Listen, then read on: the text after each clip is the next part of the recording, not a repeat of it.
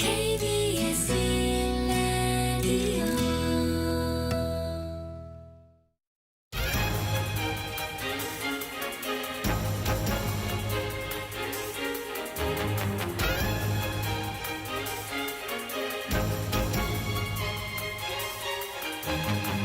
오늘 아침 일라디오.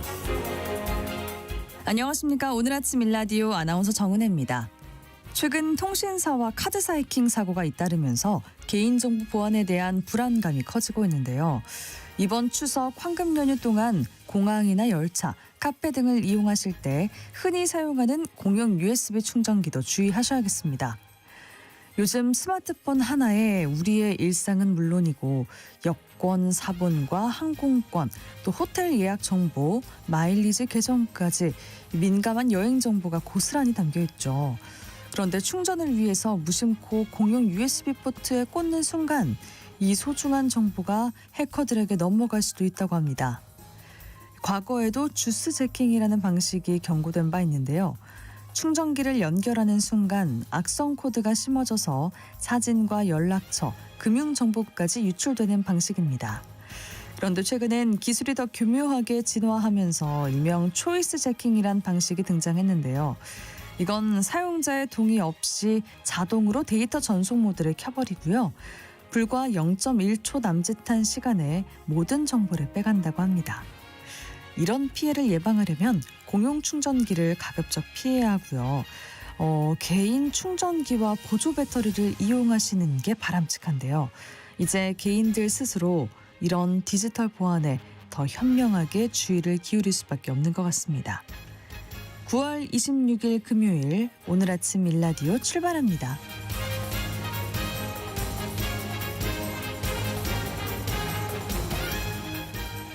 오늘 아침 일라디오 이 시간은 물론 KBS 일라디오의 모든 프로그램은 유튜브 KBS 일라디오 공식 채널이나 모바일 콩 어플리케이션을 통해서 실시간으로 함께하실 수 있습니다. 오늘 팩트연구소 시간에는 미국 트럼프 대통령이 임신 중 타이레놀을 복용하면 태아의 자폐증 위험을 높인다고 발언을 해서 전 세계가 술렁이고 있는데요. 이 내용 팩트체크 해보고요. 언젠가 내 집 시간에는 9.7 대책 이후 부동산 시장이 더 과열되고 있는 문제와 앞으로의 전망에 대해서 살펴보도록 하겠습니다. 청취자 여러분들이 참여하실 수 있는 오늘의 퀴즈 드릴게요. 요즘 K 콘텐츠 열풍과 맞물려서 전통 소품 트렌드가 인기를 끌고 있는데 조개 껍데기를 가공해서 만든 이것도 젊은 세대와 외국인들에겐 힙한 아이템으로 통하고 있습니다. 관련 상품이 품절 행렬을 이어갈 정도라고 하는데요. 옛날 집에서는 이것을 붙여 만든 장롱 가구가 많았고요.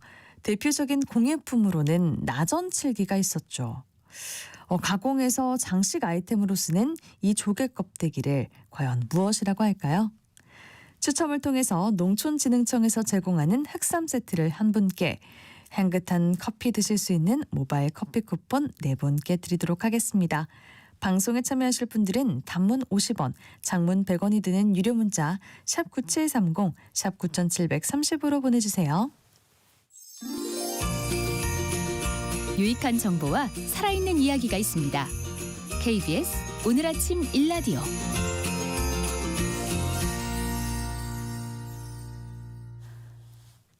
이 정보가 사실인지 혼란스러운 내용을 바로잡아보는 팩트연구소 시간입니다. 미국 트럼프 대통령이 임신 중 타이레놀을 복용하면 자폐아 위험이 높아진다고 해서 큰 논란이 일고 있습니다. 오늘은 이 내용에 대해서 팩트체크 한번 해보도록 하겠습니다. 선정수 팩트체커와 함께합니다. 안녕하세요. 네, 안녕하세요. 네, 임신 중에 그 타이레놀을 먹게 되면 자폐 위험에 빠질 수 있다. 이 발언이 어떻게 나오게 됐는지 그 맥락부터 좀 짚어보시죠. 네, 도널드 트럼프 미국 대통령은 지난 22일 기자회견을 열고 임신 중에 타이레놀 복용이 자폐아 위험을 높이는 것으로 나타났다, 이렇게 얘기하면서 미국 식품의약국 FDA죠. 여기를 통해서 의사들한테 통보할 거다, 이렇게 밝혔는데요. 트럼프는 이 FDA는 의학적으로 필요한 경우가 아니면 임신 중 타이레놀 복용을 제한할 것을 강력히 권고할 거다, 이렇게 얘기를 했고요. 네. 그리고 의학적으로 필요한 경우로 참을 수 없을 정도로 극심한 고열, 이걸 꼽았습니다. 그러면서 참을 수 없고 견딜 수 없다면 어쩔 수 없이 복용해야겠지만 조금만 복용해야 된다. 이렇게 덧붙이기도 했습니다. 이후에 이 미국 FDA는 타이레놀의 주성분인 아세트아미노펜의 라벨 변경 절차에 착수를 했습니다. 이건 임산부의 아세트아미노펜 복용이 아동의 자폐증 및 ADHD와 같은 신경계 질환 위험 증가와 관련이 있을 수 있다는 증거를 반영하기 위한 조치다. 이렇게 설명을 했고요. 또 FDA는 의사들한테 관련 서한을 발송해서 주의를 당부하기도 했습니다. 그렇군요. 그러면 이런 조치가 나온 이유는 뭔가요? 트럼프는 미국 내 자폐 스펙트럼 장애, 자폐증이죠. 자폐 스펙트럼 장애 발생 증가의 원인을 임산부의 임신 기간 중 타이레놀 복용으로 지목을 한 겁니다. 네. 미국 질병통제예방센터 CDC의 자료를 보면 1994년생 미국 출생 어린이의 자폐 스펙트럼 장애 유병률은 1000명당 6.7명이었는데요. 해마다 이게 늘어나는 추세를 나타내서 2014년생 어린이는 1000명당 32.2명으로 늘었습니다. 4배 이상 늘어난 거죠. 지난 4월 16일에 로버트 케네디 주니어 미국 보건복지부 장관은 자폐증 진단 증가에 대해서 기자회견을 열었는데요.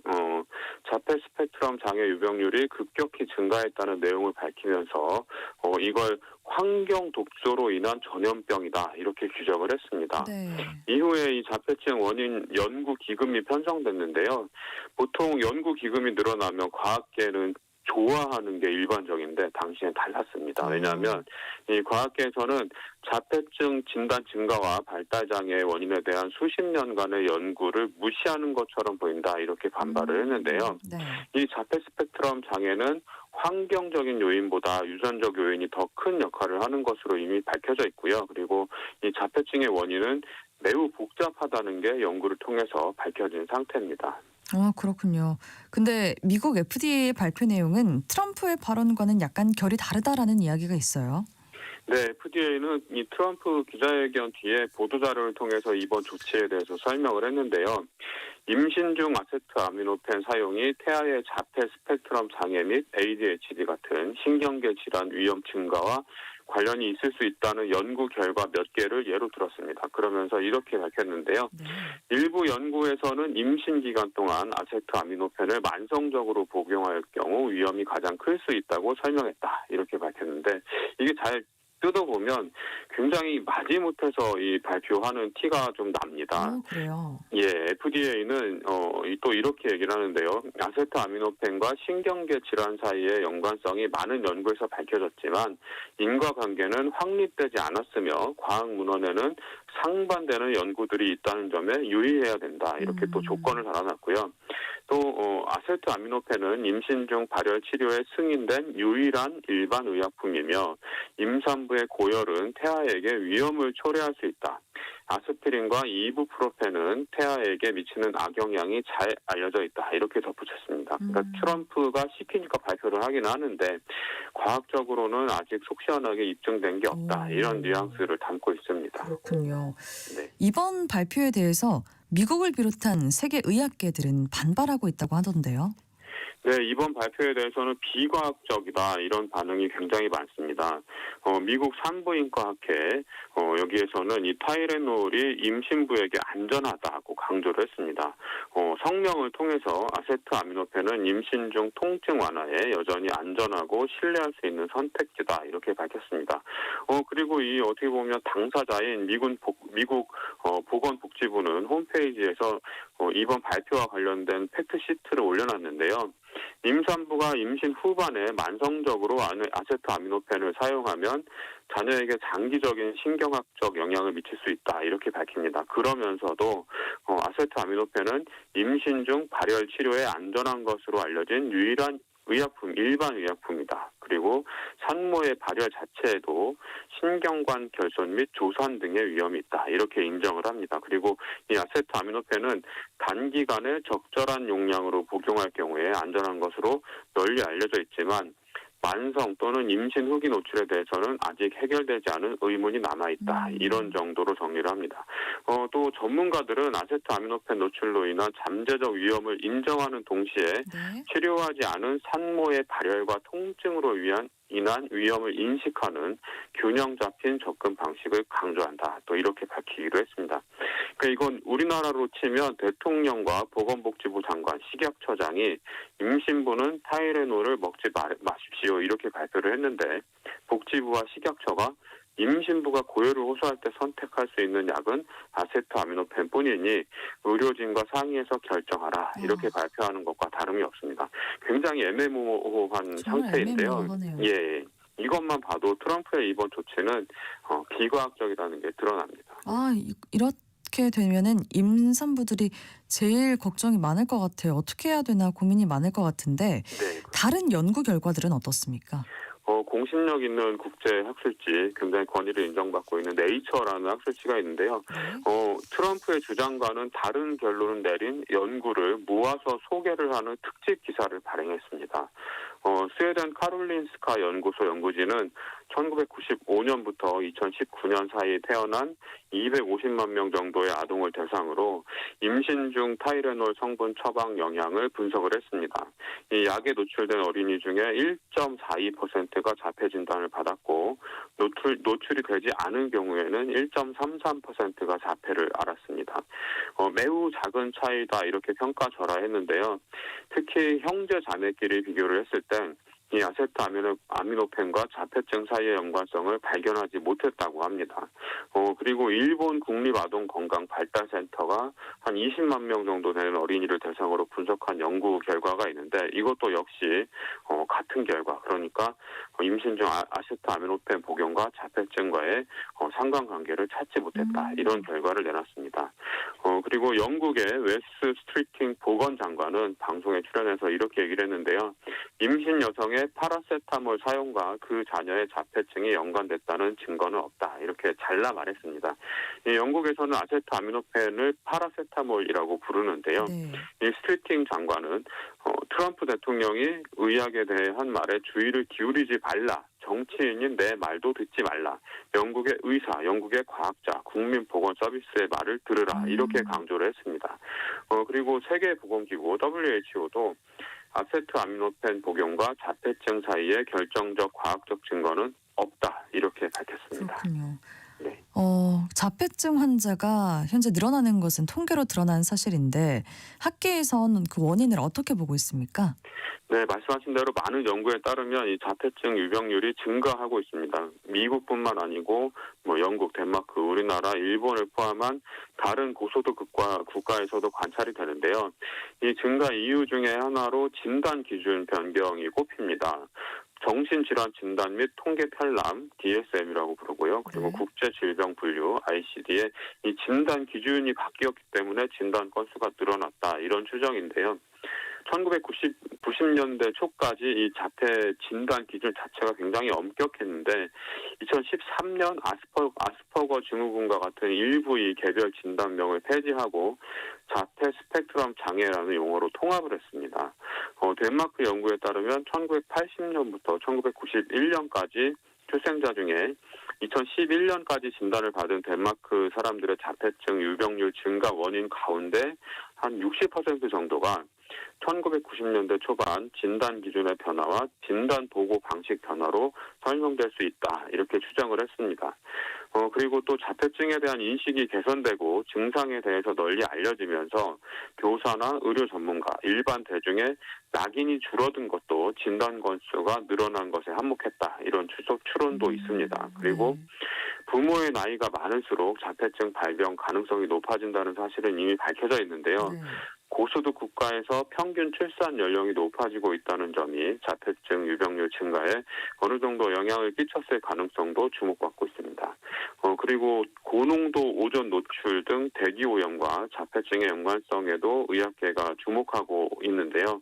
분명한 건 어떤 하나의 원인으로 자폐증이 늘어나는 게 아니라는 겁니다. 이 트럼프는 공중보건 음모론을 지지하는 세력과 단순 명쾌한 해법을 요구하는 일부 미국인의 입맛에 맞추기 위해서 이 타이레놀을 희생양으로 지목한 걸로 보입니다. 네. 이번 발표가 나온 배경으로 그 로버트 케네디 주니어 미국 보건복지부 장관을 지목하는 목소리가 있습니다. 어떻습니까? 네, 트럼프가 이 미국 보건복지부 장관으로 임명한 이 로버트 케네디 주니어라는 사람은 백신 접종에 반대하는 등 공중보건 음모론을 지지하는 인물입니다. 미국에서는 선택의 자유를 내세운 백신 반대 운동이 이 공화당 내에서 한 세력으로, 정치 세력으로 자리를 잡았는데요. 지난 대선에서 이 로버트 케네디 주니어는 이들을 등에 업고 무소속으로 대선에 출마를 했다가 치열한 선거전이 치러지는 와중에 이 트럼프 지지를 선언하면서 후보를 사퇴했습니다. 그에 대한 보답으로 트럼프는 재선 뒤에 이 로버트 케네디 주니어를 보건복지부 장관에 임명했고요. 네. 미국의 공중보건 정책은 이후 이 백신 접종 정책 등에서 엄청나게 후퇴를 하게 됩니다. 지난 2월에 미국 텍사스주에서는 30년 만에 대규모 홍역 환자가 발생을 했는데요.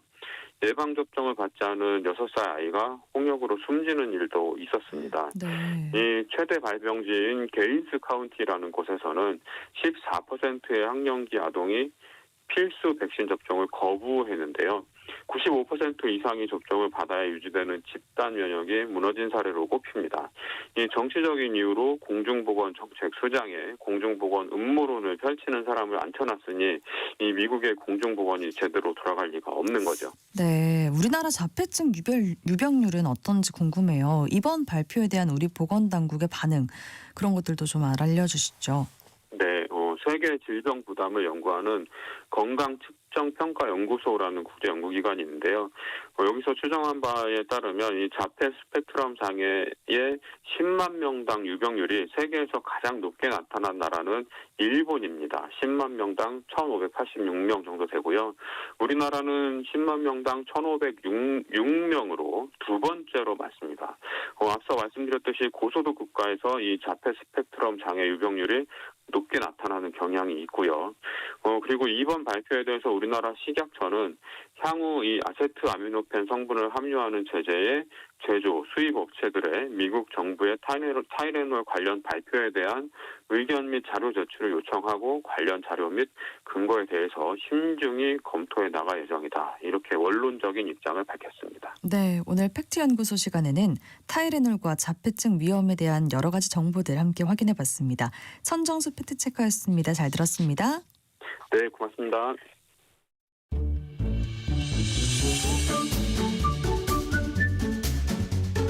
아침을 여는 기분 좋은 습관.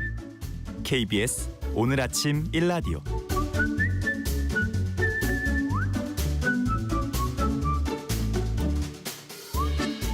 서울 아파트값이 다시 꿈틀거리고 있습니다. 이번에는 강남 3구를 넘어서 이른바 마용성이라고 불리는 지역 등으로 그 오름세가 확산하는 모습인데요. 9.7 공급 대책과 대통령 간담회 이후에 안정되길 기대했던 시장이 왜 다시 과열로 가고 있는지 오늘 언젠가 내 집 시간에서 살펴보도록 하겠습니다. 커넥티드 그라운드 최상욱 대표님 나오셨습니다. 안녕하세요. 예, 안녕하세요. 최상욱입니다. 네.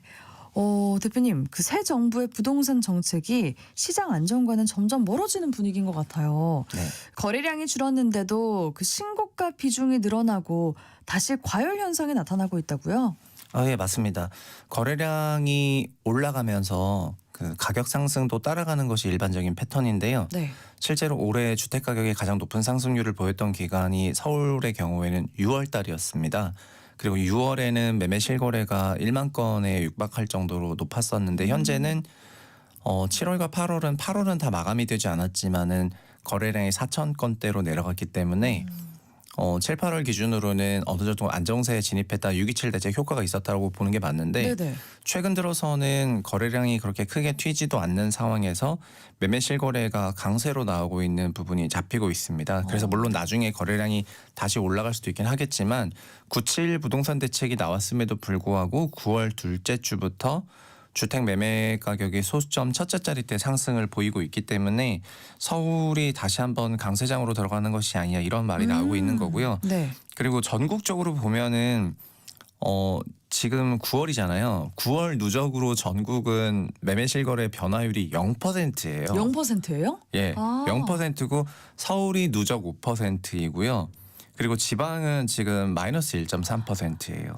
그래서 합산하면은 이제 수도권이 1.3%고 비수도권이 마이너스 1.3이니까 전국은 0%인데 서울이 5%고 지금도 지방광역시는 실거래 동향조사가 마이너스로 잡히는 데가 많이 나오는데 네. 서울만 이제 그 과열이 계속해서 이어져 왔던 거거든요. 그래서 굉장히 양극화된 시장 패턴이 나타나고 있습니다. 그러네요. 그러면 대표님 그 상승세가 두드러진 지역들은 어디고 또 어떤 특징들이 나타나는 건지도 궁금해요. 예, 원래는 이 시장을 크게 5개 분위로 가격 순서에 따라서 1에서 5분위로 쪼개서 보고 5분위를 통상 가장 고가 주택군이라고 하는데 서울 기준에서는 5분위가 서초, 강남, 송파, 용산구가 되는 거고요. 네. 근데 지금의 강세는 4분위에서 높게 나오고 있습니다. 4분위가 마포, 성동, 강동, 동작, 양천구가 해당이 되는 건데 4분위 지역은 지금 토지거래 허가 규제 지역도 아니고 그리고 경기도 역시 서울 4분위와 유사한 경기 5분위 지역, 네. 과천 판교를 포함해가지고 분당, 광명 같은 그런 지역들이 확실히 강세로 잡히는 것 같아요. 이런 부분들을 보면은 고가에서 순차적으로 내려와서 강세가 전이가 되는 패턴들이 나오고 있고요. 자연스럽게 시장에서는 5분위 지역이 토지거래 허가제로 묶였으니까 서울 4분위 지역도 머지않아서 토지거래 허가제가 묶일 수가 있다는 그런 좀 절판 마케팅, 조급함 이런 것들이 시장에 공통적으로 작동을 하면서 시장 과열을 조금 만들어내고 있는 상황입니다. 아, 그렇군요. 근데 대표님, 지난 6.27 대책 때는 꽤 성공적인 안정세를 보여줬던 것 같거든요. 근데 왜 이번 9.7 대책 아무 효과가 나타나지 않는 거고 정반대로 가는 것 같죠? 네, 6.27 대책은 일단 정책 내용을 디테일하게 들어가기 전에 정책의 컨셉 자체가 수요 억제 정책이었고요. 네. 그리고 9.7 대책은 공급 확대 정책이었는데 시장이 공급보다는 수요에 더 예민하게 반응하고 있다는 것이 이번 정책을 통해서도 그렇군요. 확인이 된 거고요. 네. 그래서 시장에 저희 개인적인 생각으로는 지금이 공급 대책을 내는 것도 좋은데 추가적인 수요 대책이 나와서 시장 안정화를 좀 해야 될 시기인 것 같은데 공급에는 크게 개의치 않는 시장의 모습이 9.7 대책 이후에 시장 가격 변화로 확인이 되었다라고 이제 말씀드릴 수 있을 것 같습니다. 네. 공급 기준이 인허가에서 착공으로 바뀐 것에 대해서 지난번에 그 시차 때문에 문제가 있다라는 지적을 해주셨잖아요. 네. 이런 문제들이 수요자들 입장에서는 지금 집을 사야 할 것 같은 그 조급함을 좀 자극하게 되는 것 같거든요. 네. 국토부 장관이 토지거래 허가구역을 지정하도록 하는 일도 결국에는 집을 빨리 사야 할 것 같은 그 심리를 자극하는 일들이 아닌가 싶어요. 네. 결국 저희가 이제 9.7 내용으로 들어가면 네. 9.7은 결국 공급 확대 정책인데 공급이라는 거는 이제 준공된 집이 몇 채냐가 결국은 주택의 본질적인 공급이거든요. 그런데 과거 2022년 그 윤석열 정부에서 원희룡 장관 체제 때 공급에 대한 기준을 인허가로 바꿨었다 보니까 네. 인허가는 뭐 착공 언제 하는지 분양 언제 하는지 대중이 없기 때문에 공급이 언제 되는지에 대한 체감이 없었는데 이번 9.7에서는 착공으로 바꿨기 때문에 상대적으로 체감도는 올라갔지만 착공된 집은 그 집에 입주 가능한 집은 아니기 때문에 여전히 시장에서는 그게 몇 호라는 건지에 대해서 여전히 퀘스천 마크가 많거든요. 네. 그래서 지금 당장은 집이 없으니까 착공 데이터로 하는 것이 아니냐라는 또 이제 한 번 더 그 해석을 하게 되는 거고 지금 준공 숫자가 너무 작으니까 착공으로 갖고 그 착공을 관리하려고 하는 건데 결국 시장에 준공되는 집 숫자는 너무 작다 이런 인식들이 있는 거고요. 네. 자연스럽게 여기 이런 생각과 함께 그렇다면 공급 부족이 아니냐 이런 자연스러운 결론을 가면서 시장 과열을 만들어내고 있는 그런 상황입니다. 아, 그렇군요.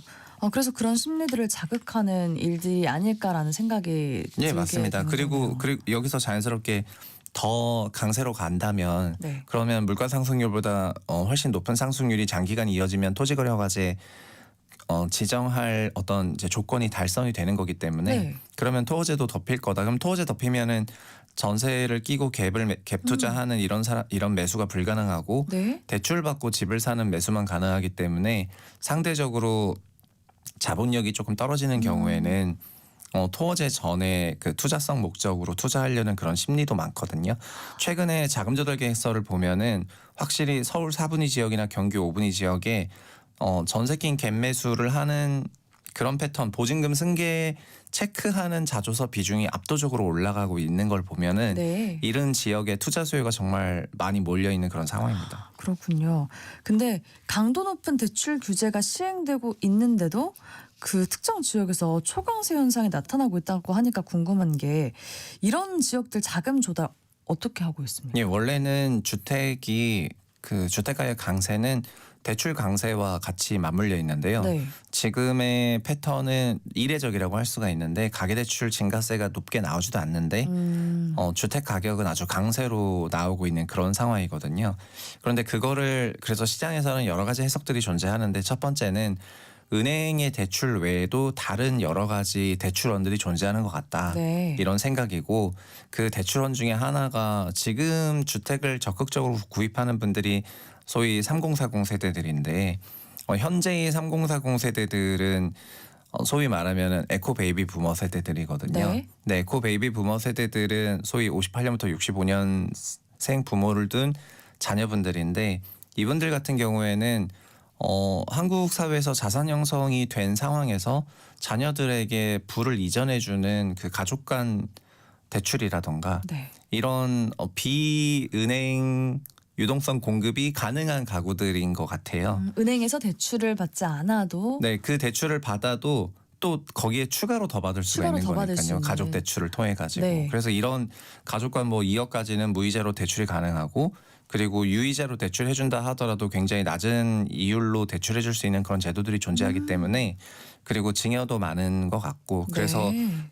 그 은행 가계대출이 과거처럼 막 6조 8조 이렇게 늘어야만 주택가격이 상승하는 것이 아니라 지금은 거시 관리지표가 월 4조 정도 되는데요. 네. 월 4조를 미달하는데도 불구하고 이렇게 강세가 나오는 걸 보면은 비은행 유동성이 시장에 뭐 정말 충분히 공급이 되는 것 같습니다. 그렇군요. 그 4분위 지역들이 5분위보다 더 강세를 보이고 있는 건 그 풍선 효과가 작용하기 때문이다라는 생각이 드는데 앞으로는 어떻게 됩니까? 네, 현재는 5분위 지역에 그 투자성 목적으로 전세권 갭매수를 하는 게 사실상 불가능하기 때문에 이런 수요가 4분위로 넘어간 경향이 있어 보이고요. 네. 그리고 지금 시장에서는 결국 4분위도 언젠가는 토호제로 지정이 된다면 다시 또 3분위로 전이가 될 가능성이 높다고 생각을 하는 거거든요. 그래서 현재는 4분위 지역이 가장 높은 소수점 첫째 자리 때 상승률을 보이는 게 맞지만 네. 3분위 지역도 지금 전반적인 전조가 보이는 그런 상황이어가지고 이런 강세장 기조가 좀 번져가고 있다라고 이제 해석을 하고 있습니다. 그래서 현재 기조에서는 이게 아직 수치가 어마어마하게 튀는 건 아니기 때문에 뭐 당장 보면은 크게 지표 관리가 안 되는 상황은 아니지만 이런 상황을 또 한두 달 놔두게 되면은 나중에는 손대기 어려울 정도로 지표가 크게 튀게 되거든요. 네. 그래서 627 대책이라는 것도 사실 5월 둘째 주부터 그 가격 강세가 나타났었는데 6월 말에 대책이 나온 거예요. 그 사이에는 엄청난 랠리가 있었고요. 네. 그래서 지금도 굉장히 수요 관리가 요구가 되는 그런 상황입니다. 네. 과거에도 네. 지금 같은 이런 시장 흐름이 나타날 때가 있었다고 하더라고요. 네, 맞습니다. 당장 바로 5월, 6월 달에도 이거랑 유사했었는데요. 네. 그러니까 지난주에 주간 가격 동향이 서울 기준으로 0.12가 나왔었는데 그게 0.212 첫째 자리잖아요. 네네. 0.08 하다가 0.12가 되는 건데 이 첫째 자리 상승 나왔을 때부터는 저희가 연간으로 봤을 때는 굉장히 과열이라고 얘기를 합니다. 그런데 올해 5월에도 5월 둘째 주부터 0.1을 넘었었는데 그래서 그때 주택 데이터를 보는 사람들은 지금 수요 관리 대책이 나오든가 여러 가지 정책이 나와야 될 것 같다고 했었는데 그 당시가 어떻게 보면은 선거철이고 정권 공백기였지 않습니까? 그러니까 결국은 첫 대책은 6월 3일 선거에 627에 나왔었는데 시장은 5월과 6월 그 공백기 사이에 랠리를 다 끝내버린 상황이었어요. 네. 근데 지금도 약간 유사한 건데요. 지금도 9월 중순 이후 들어서 소수점 첫째 자리 때 상승으로 진입을 했기 때문에 과열 양상으로 가고 있는데 수요 관리를 내는 부처는 이제 금융부처인데 금융부처는 현재 금융위 해체라든가 기재부와 합치는 거라든가 금융감독위원회를 만드는 거라든가 등등 정부 조직 개편과 관련해 가지고 약간 소강 상태인 상태입니다. 그래서 수요 대책을 타이트하게 내기가 어려운 이런 시기다 보니까 시장에서는 수요 대책도 없다고 하면 공급 대책은 시장에 큰 영향이 없으니까 네. 더 이상 자기네를 막아설 만한 어떤 주체가 없다는 그런 인식하에 랠리를 보일 거라는 그런 이제 위화감이 드는 거거든요. 네네. 그래서 지금 시기를 굉장히 정말 뭐 소위 엄중한 시기로 보고 있습니다. 아, 그렇군요. 그러면 대표님은 네, 사실 폭등까지 예상하셨다고 하셨잖아요. 네. 집값이 얼마나 더 오르고 또 언제까지 이런 흐름이 이어질 거라고 보십니까?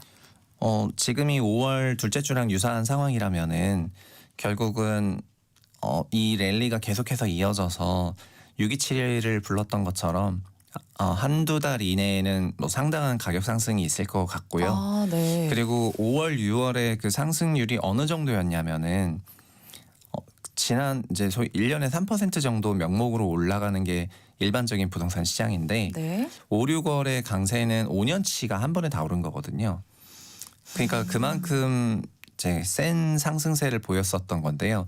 요즘 시장의 특징은 가격이 반영되는 속도도 빠르고 폭도 크다는 거고 그게 상승도 그렇지만 하락도 그렇고 부동산 시장이 과거처럼 변동성이 낮은 안정적인 시장이 아니라 마치 주식시장 같이 상한 폭이 굉장히 크고 주기도 짧은 그런 자산시장의 특성을 완전히 갖는 걸로 2020년 이후에는 다 바뀌었다고 보여지거든요. 그래서 1, 2개월 정도의 시차 안에서도 그냥 몇 년치 상승률이 한 번에 나올 정도로 강세로 갈 개연성이 높다고 생각을 하고요. 지금이야말로 아주 적극적인 수요 대책이 요구가 되는 그런 시기라고 보고 있습니다. 자, 그럼 실수요자들 그리고 청취자분들이 가장 궁금해하실 질문 한번 드려보겠습니다. 실수요자들 지금 들어가야 하나 아니면 더 기다려야 하나 이런 고민 많을 것 같아요. 그럼 질문들 많이 받으시죠? 네. 지금 아까 말씀드린 것처럼 지난 3년간 그러니까 23년 1월부터 지금까지를 실거래 지수를 보면은 전국은 8% 상승했기 때문에 1년에 2.5%씩 안정적으로 왔지만은요. 네. 서울은 지난 2.5년간 25% 상승했고요. 그리고 지방은 마이너스 1% 했거든요. 그리고 수도권은 한 자릿수고요. 네. 그런 걸 보면은 결국 수도권의 경우에는 그냥 본인 소득 올라가는 만큼 주택 가격이 올라갔기 때문에 소위 무리하지 않는 선에서는 그냥 실수요자라면 매수를 하는 것이 맞는데요. 네. 지방의 경우에는 매매 가격 하락을 하는 상황이 장기간 이어지다 보니까 매수를 해도 되는 상황에도 매수를 안 하시고 오히려 그 돈을 서울로 끌고 와가지고 투자 목적으로 사시는 분들의 비중이 지난 3년 동안 훨씬 더 증가를 했습니다. 그렇더라고요. 네. 그리고 서울에 계신 분들은 아까 5432 1분위 1을 얘기했지만은 5분위는 평균 가액이 30억을 넘기 때문에 범용적인 직장인이 그 주택을 살 수 있는 그런 레벨을 완전 넘어섰다고 네. 보여지고 저희가 접근 가능한 그런 주택이 서울에서도 평균 주택 가격이 이것도 지금 벌써 14억대가 됐거든요. 근데 이런 주택들 같은 경우에는 아직 그런 과열이 다 퍼지진 않았다고 생각을 하고 시장은 5분위, 4분위가 끌고 가고 있습니다. 그래서 3분위 이하 주택에 대해서는 이제 자기 거주 실수요가 있고 그다음에 소득이 허락하는 한에서는 그냥 주택 구입을 미루실 필요는 없다고 보여지고요. 오, 그래요? 5분위, 4분위는 반대로 좀 굉장히 과열이 된 그런 상황이기 때문에 좀 조심할 필요가 있다고 보고 있습니다. 아, 그렇군요. 시장이 실수요자보다는 이렇게 갈수록 현금 부자들 중심으로 움직이는 것 같은데 앞서서도 얘기한 것처럼 그 대출 규제 이후에 현금 부자들은 상급지 주택을 물려받거나 사들이는 구조가 활발해지고 있는데요. 이런 양극화가 심화되는 부동산 시장을 또 잘 읽고 판단해야 할 것 같아요. 실수요자들은 어떻게 대응하는 게 좋을까요, 대표님? 네, 결국은 주택이 이제 주택 가격만을 보시면서 의사 판단을 하게 되면은 올라갈 때 따라 사고 내려갈 때 안 사게 되고 이런 부분들이 존재하는데 제 경우에는 그냥 과열 양상을 보이고 있는 지역이 아니라면은 그냥 본인들의 사이클에 맞춰서 결제하시면 되는 것 같고요. 뭐 결혼하고 자녀를 출산하고 학교를 보내고 하는 본인 인생에 맞춰가지고 그 거주지 이전이라든가 이런 부분을 선택하시면 되는데 네. 다만 지금 이제 그 서울 5분위, 4분위 그리고 경기 5분위, 4분위의 경우에는 뭐 완전 주식시장화 되어 있거든요. 주식시장화 되어 있고 가격 변동성이 아주 높기 때문에 그런 부분에서는 조금 이제 위험도가 있다는 거를 인지하시면 좋을 것 같습니다. 아, 근데 가격을 보지 않고 사이클을 따라서 하면 된다 하셨는데 가격을 안 볼 수가 없어서 참 고민이 많으실 것 같아요. 맞죠? 네. 네. 또 대표님 이제 긴 추석 연휴가 다가오고 있습니다. 황금 연휴 전후로 주목해야 할 변수가 있을까요? 네, 결국은 구칠 공급 대책이 나왔음에도 불구하고 시장 안정이라든가 안정 기조에는 오히려 더 실패를 한 거나 마찬가지고 결국 정부가 할 수 있는 거는 차기 수요 대책이 또 나오는 부분이거든요. 그런데 추석 연휴를 앞두고 그 기간에는 더더욱더 이제 수요 대책이 당장 나오지 않았을 때는 부동산이 굉장히 과열될 양상이 있기 때문에 정부 정책이 언제 나올지를 굉장히 중요하게 봐야지 되는 것 같고요. 그리고 이게 벌써 올해도 만약에 이런 방식으로 두 번이나 반복된다면은 네. 5월에도 이런 전조가 있었는데 6월 초과열 때 6월 늦가기로 627이 나왔고요.